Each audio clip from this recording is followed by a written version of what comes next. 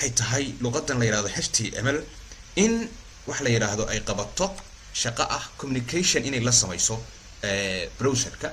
markaas ay siiso instructions amaro inay siiso amaradaasi waxay suurtagelinayaan markaa inay soo saaraan ama ay go'aan ka gaaraan qaabka qofka userka ee website-ka soo galaya uu arkayo xogta ku jirta website-ka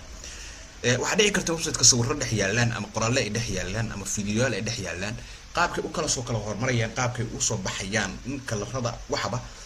qaabka u nidaamsan yihiin kulligood waxa go'aan ka gaaraya wax la yiraahdo basic luqadda uu ku dhisan yahay website-ku oo loo yaqaan HTML-ka iyo tan lagu qurxiyo la yiraahdo CSS-ka cascading-ka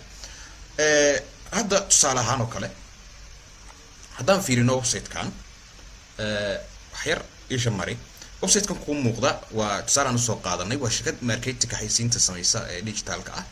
sida ku muuqata website-kan waxa ku jira looga meesha kaaga muuqata waxa ku jirta menu waxa ku jira qoraal caadi waxa ku jira video sal kaaga muuqda sawirro ku jira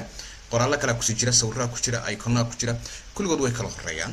waxa uu website-kan fundamentally ku dhisan yahay waa HTML sidoo kale waxa la isticmaalay wax la yiraahdo WordPress waxa la isticmaalay wax la yiraahdo CSS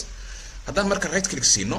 oo aad tirahdid view page source ama control u aad qabatid keyboardka computerkaaga waxa ku soo baxaya waxa ku soo baxaya waxa arki kartaa asaas ahaan fundamentally waxa ku dhisan yahay website-kaani waxa ugu horeeya link ugu horeeya code-ka soo aragtid waa maxay doctype HTML soma marka hadda fiirsi code-ka waxa laga yaabaa marka hore inuu wax baas oo bila complex oo kala noqdo laakiin haddii aad insha Allah koorsan markaan dhamayno aad si fiican dib u fiirisid waxa laga yaabaa inaad kulligii ama mostly inta badan waxaan meesha ku qoran fahmi kartid waayo waad baran doontaa insha Allah waxaan isku daynaa insha Allah sida u kooban oo aan qof walba uu ku fahmi karo inaan u dulmarno practice-kan u sameeyno waxaan sameyn doonaa insha Allah course markuu dhamaato waxa wada yeelanaysaa inaad sameyn kartid website kan u soo dhow ama kaba qurux badan baad ilaa yiraahdo marka insha Allah marka ashirkii kan ka horeeyay waxaan horey u soo sheegnay inaan isticmaali doono wax la yiraahdo notepad ama basic notepad-ka caadiga ah ee la isticmaalay inaan ku shaqeyn doono insha Allah oo isticmaali doono code-ka HTML ku qori doono laakiin software-ku waa bedelay oo kuma very basic wax features uusan badan uusan lahayn baa jirta waxaan ku bedelnay software la yiraahdo notepad plus plus oo sida halkaaga muuqata software-kan notepad plus plus wuxuu leeyahay wax la yiraahdo uu ka features badan yahay kii hore oo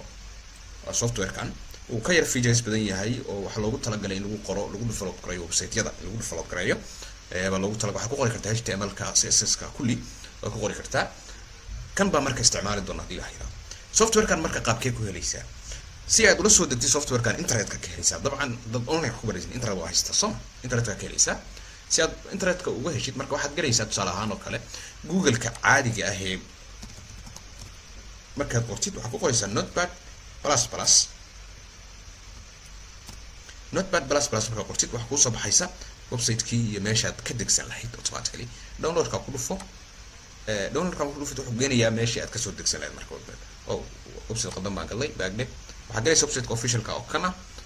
download baa ku soo dhufanaysaa waxa tagaysaa versions kala kaaga muuqda kii ugu dambeeyay baad dooranaysaa kaas oo kale u koreeya marka ku dhufatid halkan waxa kaaga muuqda wax leedahay 32 iyo 64 bay kala noqonayaan marka aad waxa dooranaysaa kan uu 64 download 64 bit aad doonaysaa waxa doonaysaa installer-ka marka halka installer ku qoran tahay ba click siinaysaa automatically waxa kuu soo degaya maxay waxa kuu soo degi doona software-ka waa kan halkan kaaga muuqda meesha hoose biixda halkaas qaad kartaa ka bacdi markuu soo dego waa install garanaysaa next ma salaam very simple very easy straightforward way markaad ku shubatid insha Allah glass-kan kan ku xiga waxaan ku arki doonaa asaaska iyo qaabka loo dhiso HTML-ka baan xabad u dul istaagi doonaa dilaayo ka bacdi baan casharada sii wadaynaa waa inoo kulantay dambe wasalaam